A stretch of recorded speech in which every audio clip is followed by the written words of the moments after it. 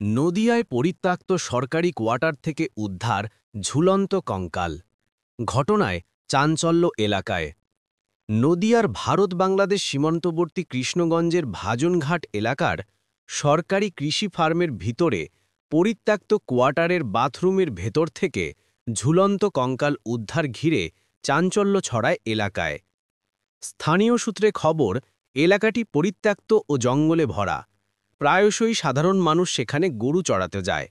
এদিনও তারা গরু চড়াতে গেলে এলাকায় দুর্গন্ধ পান। পরবর্তী সময়ে পরিত্যক্ত বাথরুমে দেখতে পায় দড়িতে ঝুলন্ত অবস্থায় রয়েছে একটি কঙ্কাল। খবর চাউর হতেই ভিড় জমায় এলাকার বাসিন্দারা। পাশাপাশি খবর দেওয়া হয় কৃষ্ণগঞ্জ থানায়। খবর পেয়ে ঘটনাস্থলে যায় কৃষ্ণগঞ্জ থানার পুলিশ। পুলিশ গিয়ে ঝুলন্ত কঙ্কালগুলো উদ্ধার করে। তবে ওই পরিত্যক্ত জায়গায় কিভাবে কোথা থেকে এলো এই কঙ্কাল, তদন্ত শুরু করেছে পুলিশ। পাশাপাশি সীমান্তবর্তী এলাকায় এহেন কঙ্কাল উদ্ধারের ঘটনায় চাঞ্চল্য ছড়িয়েছে গোটা এলাকায়। দেখুন, সরকারি ফার্মে কঙ্কাল উদ্ধার হয়েছে, এটা তো পুরোপুরি একটা প্রশাসনের ব্যর্থতা।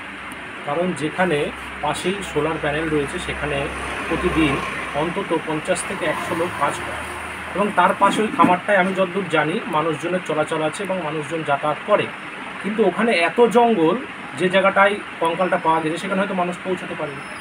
তো এখন ঘটনা হচ্ছে যে কঙ্কালটা পাওয়া গিয়েছে, এনি কে, কোথা থেকে এলো, সীমান্ত এলাকার খুব কাছাকাছি, তাকে কি কেউ ফোন করে ঝুলিয়ে দিল, সে আদৌ কে এদেশীয়, সেটা সঠিক তদন্ত পুলিশকে করতে হবে।